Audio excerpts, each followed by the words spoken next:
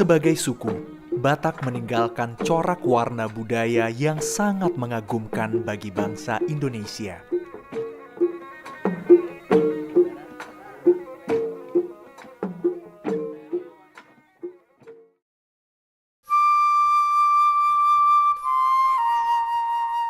Sejak pertama kalinya awal budaya ini lahir di bumi Sumatera, banyak sekali pertanyaan dan pendapat tentang dari mana asal peradaban ini. Mitos masyarakat Batak mengatakan bahwa orang Batak pertama turun dari langit di jantung Pulau Samosir, tepatnya di Pusuk Buhit, tempat keramat bagi masyarakat Batak. Batak adalah tanah tempat di mana ritual dan mantra-mantra menjadi bagian yang tak terpisahkan dari eksistensi masyarakatnya. Ketika sepenggal ritual terputus, jati diri dan identitas seseorang pun terputus. Derti Manulang mempunyai hutang adat pernikahan yang belum dapat ia bayar sejak 20 tahun yang lalu. Identitasnya sebagai suku Batak pun belumlah penuh karena hutang adatnya ini. Tante udah lama itu meninggal suami tante, terus gara-gara keadaan yang tidak mampu, makanya terlambat ini bikin adatnya gitu.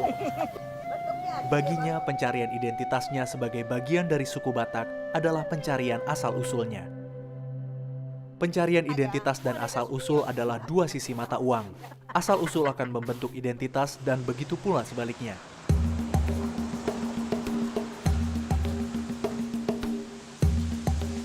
Sibolga adalah salah satu bandar terbesar dan tertua di pantai barat Sumatera saat ini.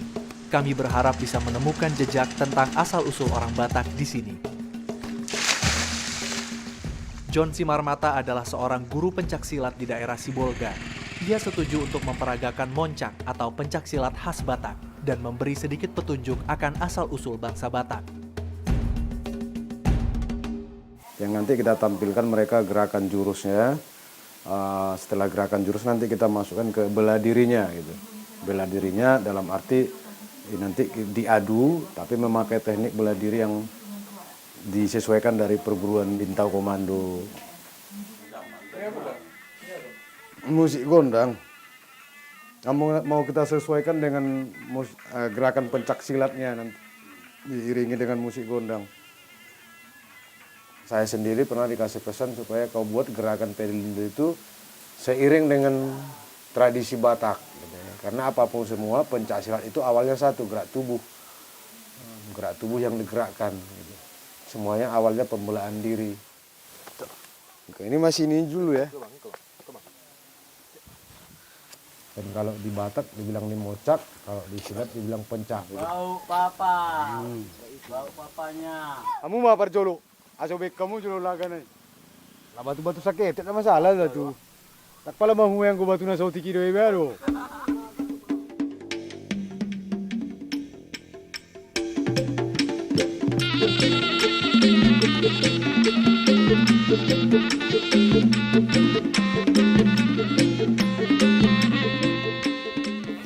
Pada siap dulu, kita istirahat dulu. Capek soalnya udah orang tua kan, fisik pun udah berkurang. Cuman itu tadi kita menampilkan pecahan gerakan juga. Cuman kita pakai senjata golok. Terakhirnya sampai satu sama lain tuh sama-sama memahami sehingga gerakan itu nggak ada yang bisa melumpuhkan. Jadi seri, seimbang, kembali terjadi silaturahmi.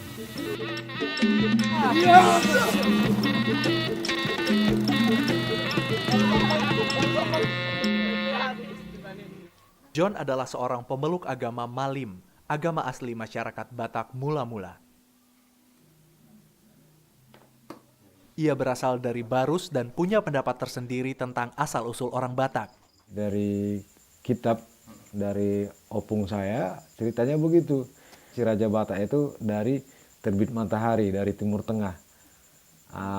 Mungkin entah di Timur Tengah lagi dari siapa dia, kita nggak tahu, nggak sampai ke sana. Bisa saja kan entah dari Israel atau dari Mesir, kita nggak tahu. Dari Timur Tengah sehingga pergi ke barat, itulah Barus. Dari Barus naik ke Pusuk Buhit. Setelah kau sampai di Dolok Pusuk Buhit, di bawahnya itu kau buatlah perkampungan Cianjur Mula Jadi, Cianjur Mula Topak, Padua Halion. Kalau pendapat saya pribadi ya manusia keturunan dari langit, kan gitu. Kenapa? Karena Adam dan Hawa.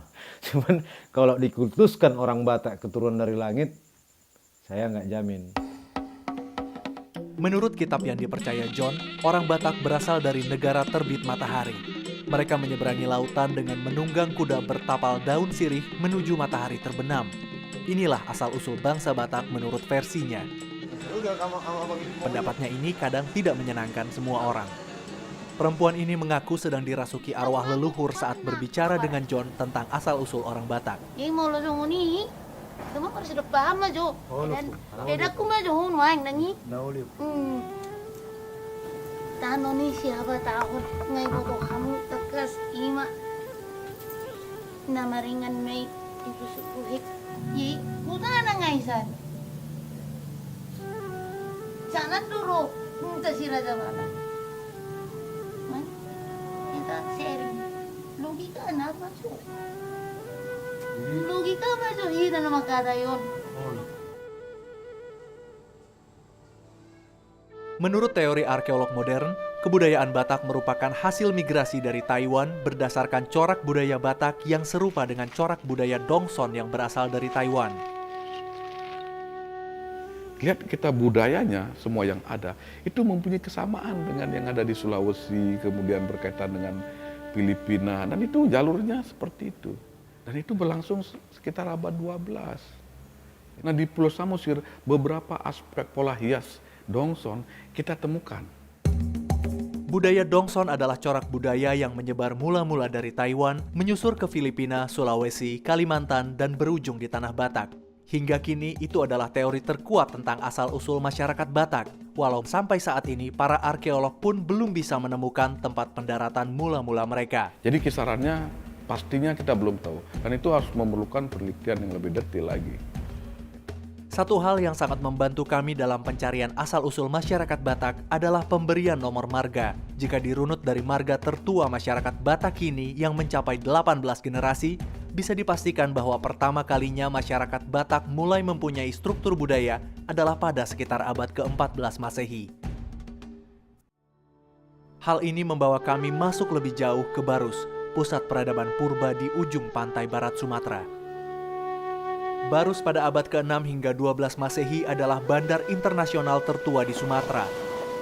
Hal ini dapat dilihat dari jejak peninggalan-peninggalan sejarah di sana.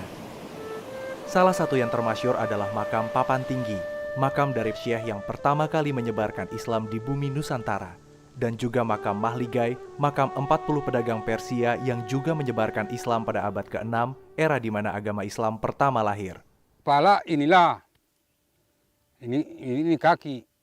Jadi kalau dihitung 1, 2, 3, 4, 5, 6, 7 orang lah di sini. Kalau diperkirakan ini 500-an ada. Kalau kita lihat bacaan tulisan yang ada di batu nisan ini hanya kalimat tauhid aja, kalimat la ilaha illallah Muhammadar Rasulullah.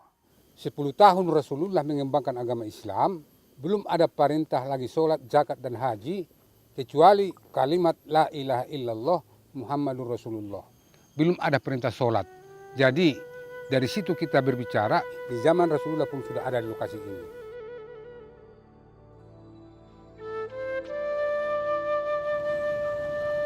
Barus merupakan kota pertama di mana terjadi banyak asimilasi budaya, dari Islam hingga India.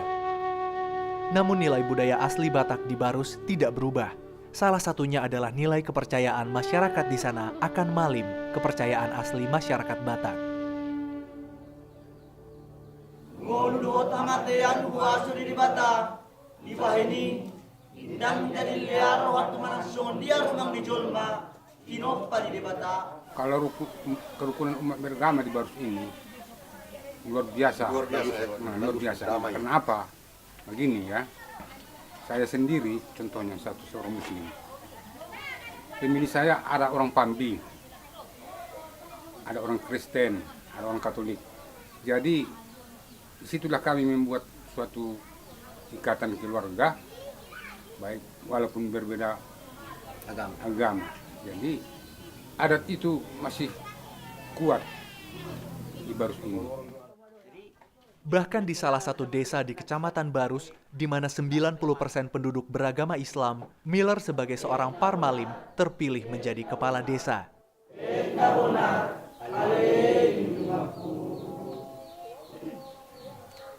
Umpamanya ada umat kami yang kewalahan dapat makan atau umpamanya kan terlambat panen, bisanya ini dipakai untuk melanjutkan hidupnya.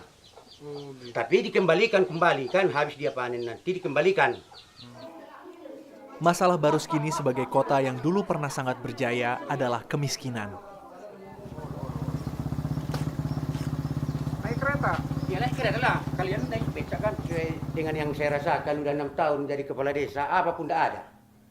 Malahan jadi sakitnya otak memikirkan kan sekali 6 bulan pun belum tentu terima gaji. Kepala desa ini saya mati ya, dibunuh sianu kata.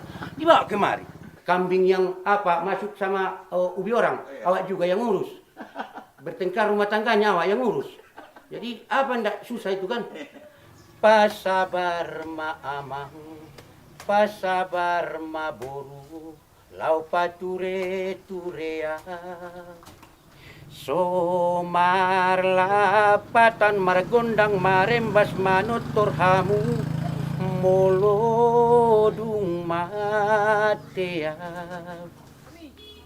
holong ni rohami marna tuai itulah dulu kan. Itulah nanti tapi jangan nanti dipanggil saya untuk studio rekaman dah.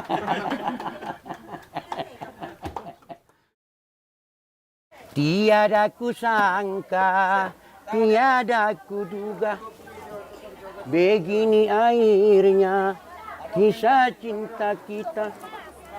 Hancur melanda karang di samudra, tiada sampai pantai tujuannya.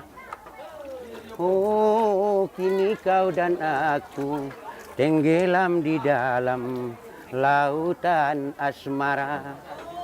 Oh, mengharap bahagia untuk hidup bersama tiada terlaksana.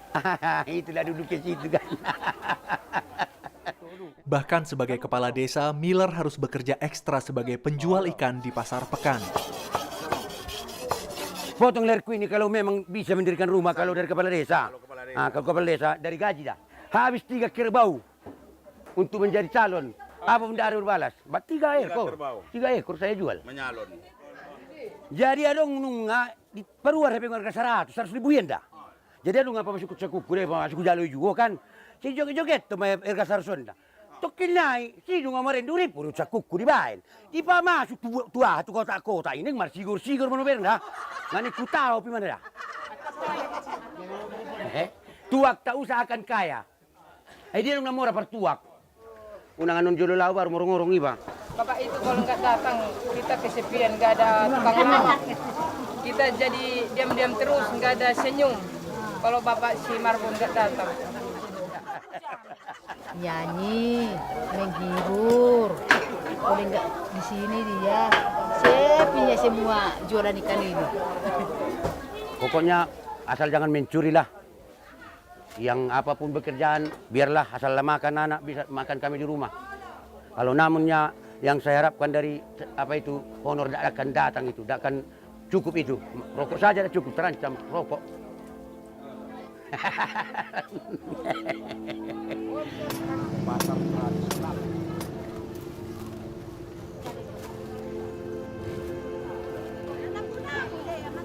Namun ternyata lokasi Baruskini bukanlah lokasi sebenarnya.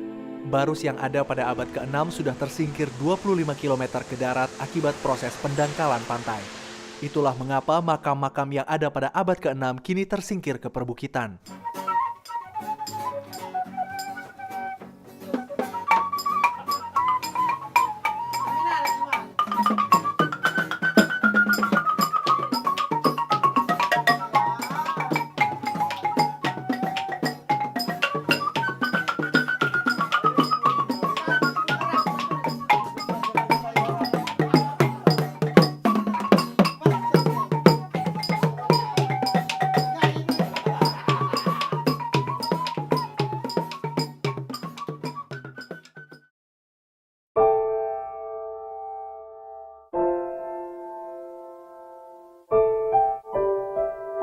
Tua yang berarti desa tertua adalah kota Barus Purba. Penduduk sekitar bahkan percaya bahwa tanah tersebut sudah berusia lebih dari 5.000 tahun. Lobu Tua adalah kampung dari Derti Manulang. Derti dipercaya masyarakat sekitar sebagai dukun yang dapat menyembuhkan dan menghubungkan manusia dengan roh nenek moyang.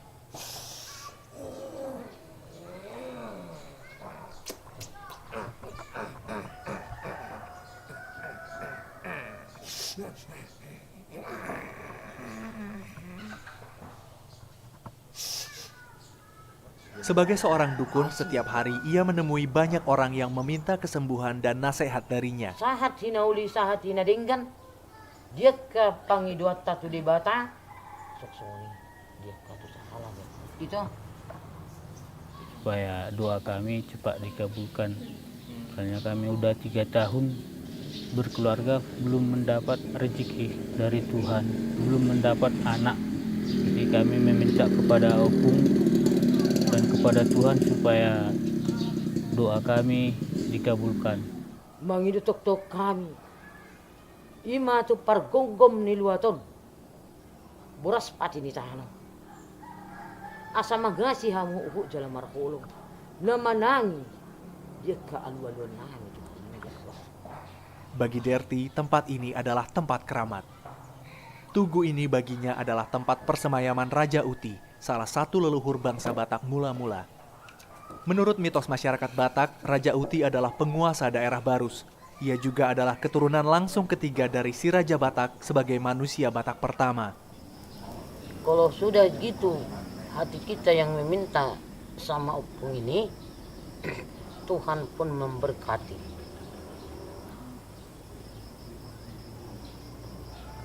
Sebagai seorang dukun, Derti tidak pernah mematok bayaran untuk setiap penyembuhan yang ia lakukan. Bagi Derti, ia hanya ingin membantu orang lain dengan talenta yang ia miliki. Tidak peduli apakah nanti pasiennya akan memberinya uang ataupun hanya jabat tangan dan ucapan terima kasih. Malam ini Derti akan mengobati seorang anak gadis yang menurut ibunya terkena guna-guna. Kayaknya dia lupa sama aku. Dia kayaknya mau bingung-bingung. Semua nggak tentu dia. Ingat mau keluar aja sama temannya. Gitu. Makan sirih. Siap minum. Ayam minum tersenang deh. Ritual malam ini bertujuan untuk mengeluarkan guna-guna yang menurut Derti berada di perut si anak gadis. Awak mengecek kembali ke bebek. Tidak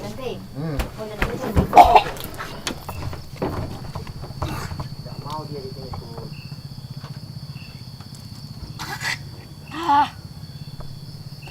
Kalau dalam apa itu perbuatan udah dimuntahkan itu dia sehat.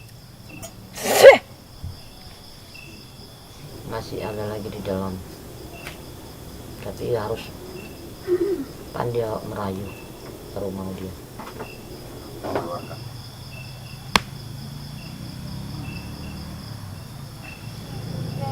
Kalau yang rodok, margogoy.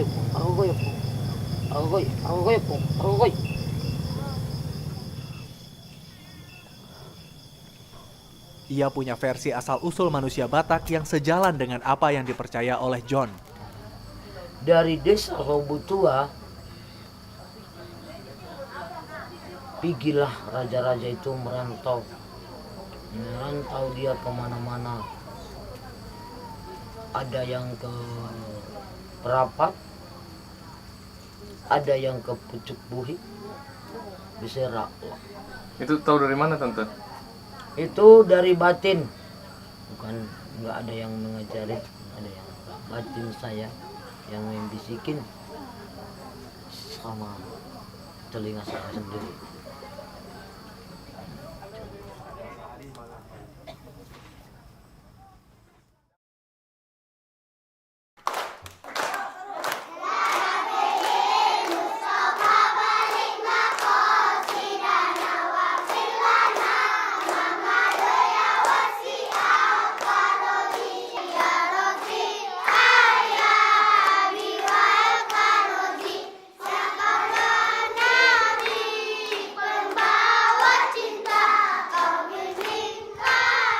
Lobu Tua yang dulunya adalah salah satu kota termasyur di eranya, kini sama seperti banyak daerah di sekitar Barus yang juga menghadapi masalah kemiskinan.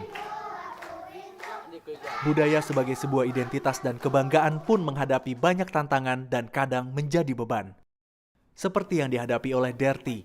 16 tahun yang lalu suaminya meninggal dunia. Saat menikah pertama kali 20 tahun yang lalu, ia belum dapat mengadakan pesta adat pernikahan karena himpitan ekonomi. Menurut hukum adat masyarakat Batak, Derti tetap harus mengadakan pesta adat pernikahan bahkan walau suaminya telah meninggal dunia. Ini disebut sebagai hutang adat. Anak yang paling bungsu nggak kenal sama bapaknya. Belum bisa dia membayangkan wajah ayahnya. Mama saya tua. Makanya saya bikinkan kayak gini, adat kecil-kecilan lah. Penting ada adat. Adalah dukungan keluarga. Itu pun nanti saya cicil-cicil untuk membayar. Makanya saya sekarang pening kepala saya memikirkan. Makanya saya suka humor. Menghilangkan rasa sedih hati saya.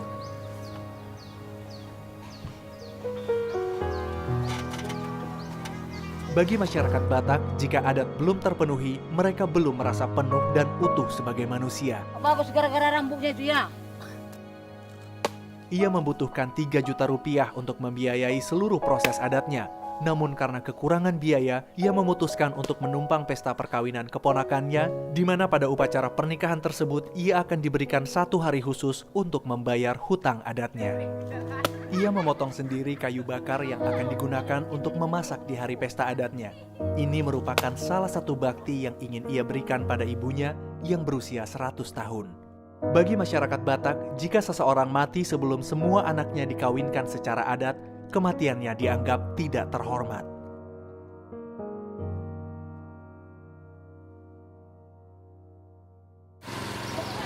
Beberapa ratus meter dari rumah Derti, keluarga dengan kemampuan ekonomi yang lebih baik mengadakan upacara Mangokal Holi.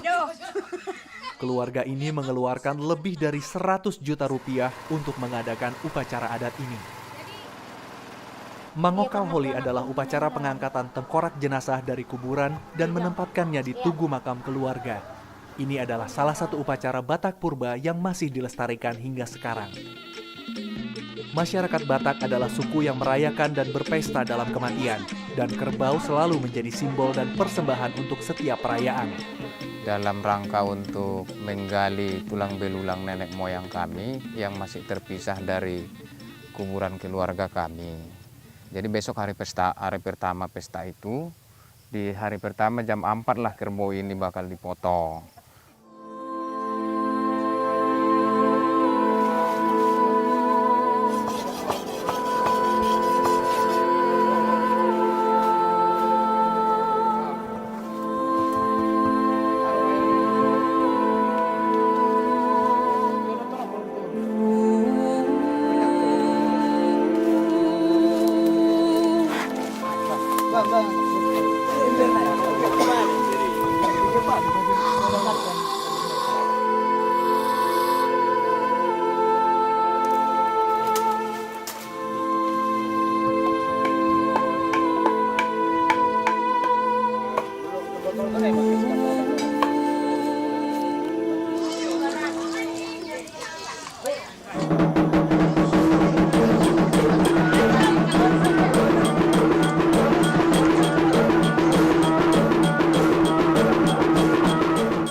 Pagi dibunyikan gondang. Gondang itu namanya gondang sabangunan. Tujuannya itu untuk memanggil arwah-arwah nenek moyang untuk bersedia datang reinkarnasi, berbicara kembali, ngasih petunjuk-petunjuk kepada turunan-turunannya. Setelah gondang atau musik Batak dimainkan, upacara dimulai. Di sini mereka akan melakukan pemanggilan roh nenek moyang di Jabubona atau altar tempat melakukan tarian tortor di sebelah kanan dalam rumah.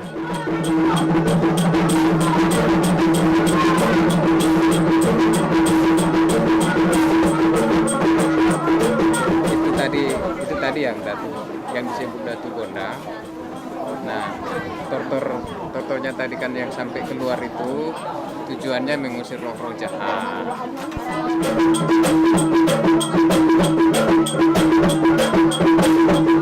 Setelah upacara menortor dan memanggil arwah leluhur selesai, penggalian kuburan pun siap dilaksanakan.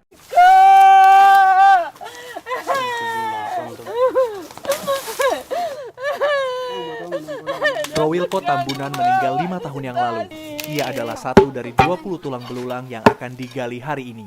Ini mau udah dapat, tapi nggak tahu kita tempatnya, entah kata orang ini udah di tengah dia tempatnya. Jadi satu arah kepala. Ini berarti dong. Baru.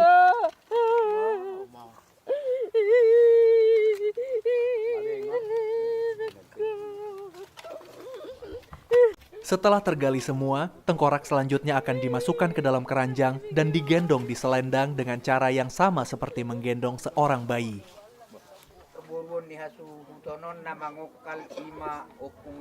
Setelah semua tulang belulang dimasukkan ke dalam peti, kemudian tengkorak-tengkorak siap untuk dimasukkan ke dalam tugu-tugu keluarga.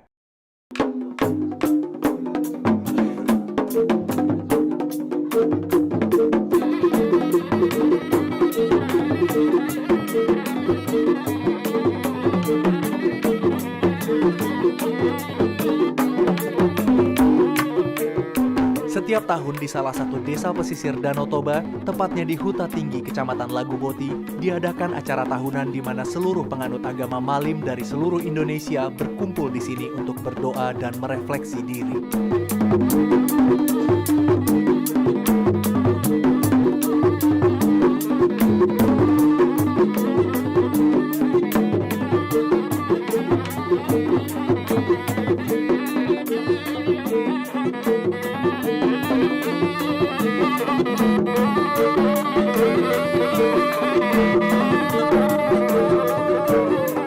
John, sang guru pencaksilat yang juga seorang parmalim dari Punguan Sibolga, hadir juga di acara ini. Ia mengendarai sepeda motor selama 5 jam untuk mencapai Laguboti. Ini acara persahadatan. Persahadatan yang artinya kita datang semua dengan kembali Pak Sogit ini menyampaikan kepada Yang Maha Kuasa bahwasanya kita telah sampai. Supaya memulai acara untuk besok. Opung Martogi, istri Miller Marbun, kepala desa Barus, hadir di sini. Miller tidak dapat hadir karena kekurangan biaya. Di situ ya? Bawah.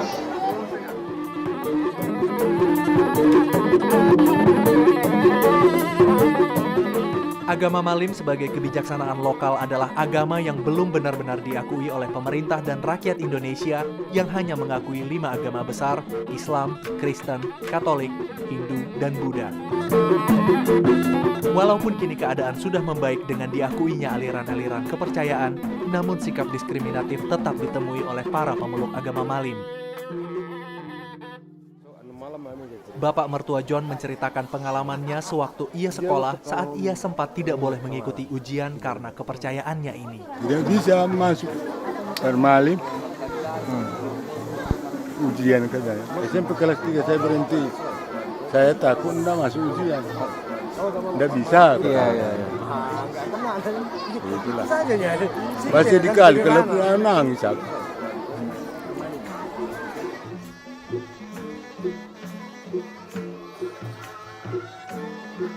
Dalam bahasa Batak sendiri, Parmalim berarti penganut agama Malim atau Ugamo Malim. Agama Malim adalah bentuk modern dari agama asli suku Batak. Parmalim sendiri baru muncul ke permukaan pada tahun 1920-an sebagai gerakan menentang budaya Belanda, dengan kebijaksanaan yang ada di dalamnya persis dengan kepercayaan masyarakat Batak mula-mula. Tuhan dalam agama Malim adalah Debata Mula Jadi Nabolon, yakni pencipta langit dan bumi, alam semesta dan segala isinya. Agama Malim mempunyai pemimpin yang dinamakan Raja Malim, yang diturunkan lewat garis keluarga Marga Naipospos. Upacara ini adalah upacara Sipaha 5 atau upacara bulan kelima menurut kalender Batak.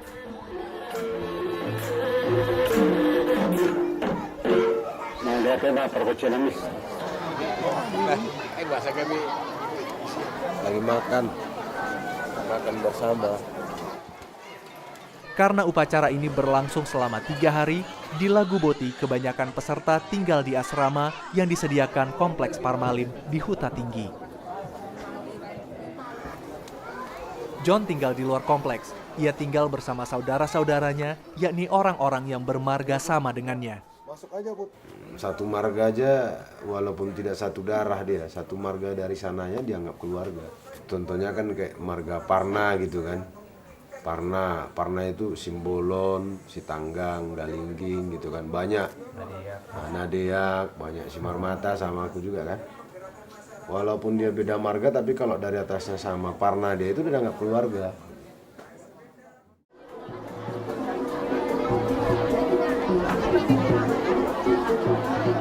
Nah ini lagi Marhobas, mau masuk acara puncak ya. Cara pemilihan bolon yang langsung ke menyampaikan sesajen atau istilah kami Parmalim pilihan bolon ke Opung Debata Mulajena Bolon penguasa alam semesta. Opung ini kan Kristen, walaupun kita Parmalim, kayaknya nggak ada jadi perbedaan gitu, semuanya aman, damai. Keluarga semua. Bukan berarti karena agama beda jadi terjadi kesalahpahaman, tidak. Tidak ada. Kalau agama ini Parmalim kan antara kita dengan Tuhan. Kalau adat itu antara manusia dengan manusianya. Walaupun agamanya Islam, Kristen, atau seperti kami Parmalim, tapi kami nggak akan pernah saling ada perselisihan paham. Iya, nggak pernah berantem, nggak pernah cekcok. Pada dasarnya karena kami tetap di dalam adat. Makanya ada Sumatera Utara itu jarang terjadi perselisihan antar umat beragama. Upacara Sipaha 5 sendiri adalah upacara syukur, di mana setelah masyarakat melakukan panen pada bulan ketiga dan keempat, mereka kemudian mempersembahkan hasil panen dan bersyukur di bulan kelima. Inilah Sipaha 5.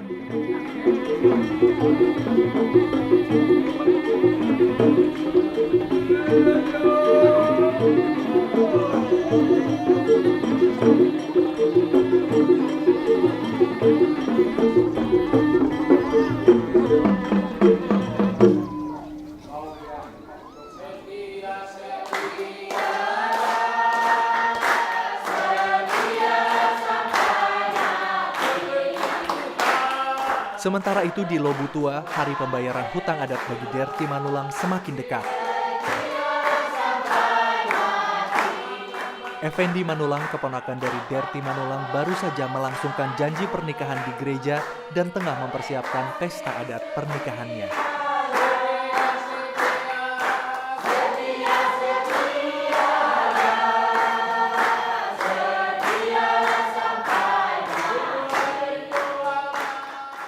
Musik, baik musik kita pengikut. Musik.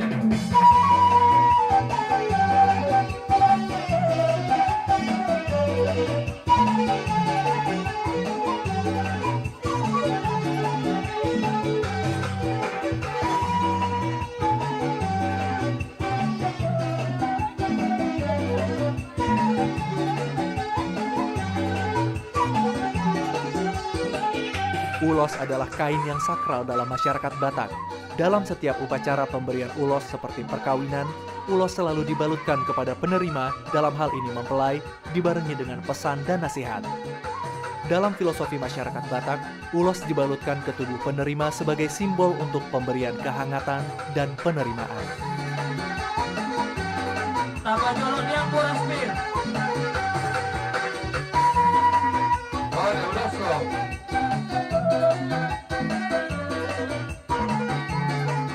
Hari ini, Derti menikmati pesta adat keponakannya ini dengan penuh. Gimana, Bang? Capek? Capek enggak? Capek. Jadi somonima dihamung hadulinami di Paradato. Upacara pernikahan keponakannya hampir berakhir. esok ia akan mendapat kesempatan untuk membayar hutang adatnya sebagai bagian rangkaian pesta pernikahan keponakannya ini.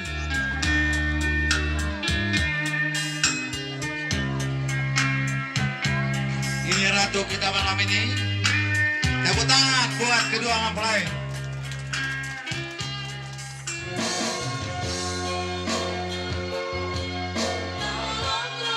Malam ini adalah malam muda-mudi, malam untuk bebas bernyanyi dan berdansa sampai pagi.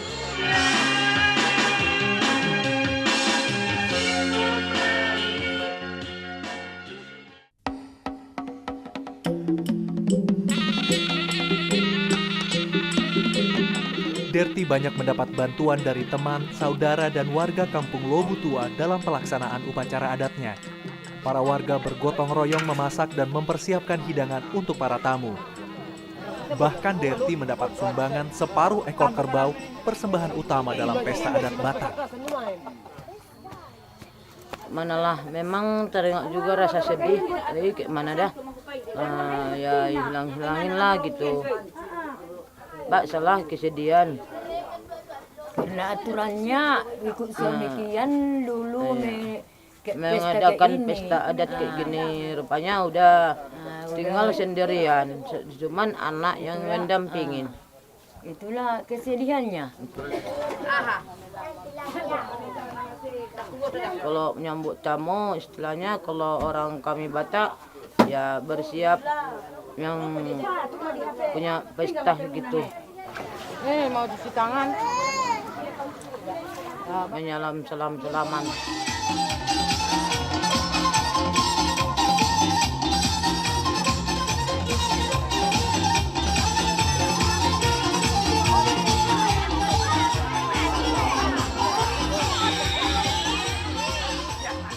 Setelah Derti menyambut tamu di depan rumahnya, sekarang saatnya ia untuk berjalan ke rumah ibu kandungnya untuk mendapat parsahat upa-upa, yakni berkat dari pihak keluarga perempuan.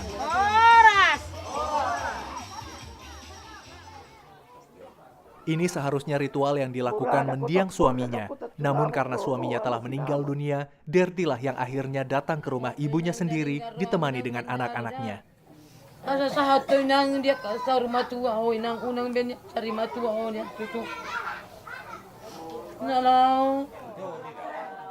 Dalam parsahat upa-upa, pihak hula-hula yakni keluarga perempuan menyuapi Derti dengan pisang sebagai simbol pemberian berkat untuk Derti. Kalau masalah perasaannya ya senang, semua kan ya berjalan apa yang kita inginkan semua lancar-lancar aja. Itu aja. Tenang lah. Biarpun bagaimana nanti luar hitungan di luar, pentingnya yang pangkalnya itu udah senang gitu. Jadi tuang una permusin nami, alaning pasatu dulu semua baik kamu mau musin nami. Siang yang itu. Inti pesta adat bagi Derti dilakukan pada malam hari. Malam ini Derti dan anak-anaknya diulosi oleh keluarga-keluarganya. Derti menerima berkat dan kehangatan dari sanak saudaranya setelah 20 tahun menanti untuk menjadi manusia Batak yang utuh.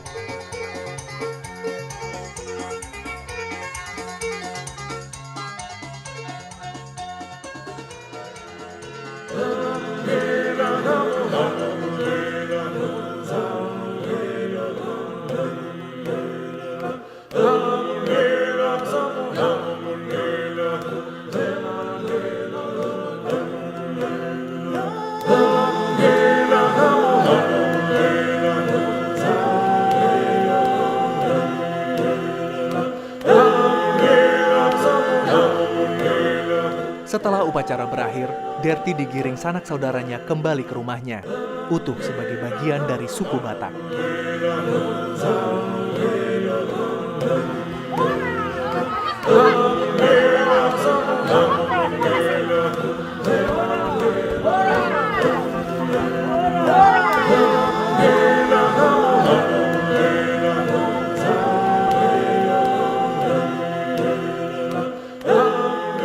Mungkinkah Barus merupakan asal-usul dan tempat pendaratan manusia Batak pertama? Asal-usul budaya dan masyarakat Batak mungkin belum saatnya terungkap. Sementara itu, penggalian sejarah dan asal-muasal tentang Batak akan tetap dilakukan. Namun tanpa mengetahui asal-usul dan sejarah pasti Batak, roda peradaban akan terus berjalan dan manusia-manusia Batak sekaranglah yang akan menentukan bagaimana nasib peradaban Batak di masa depan.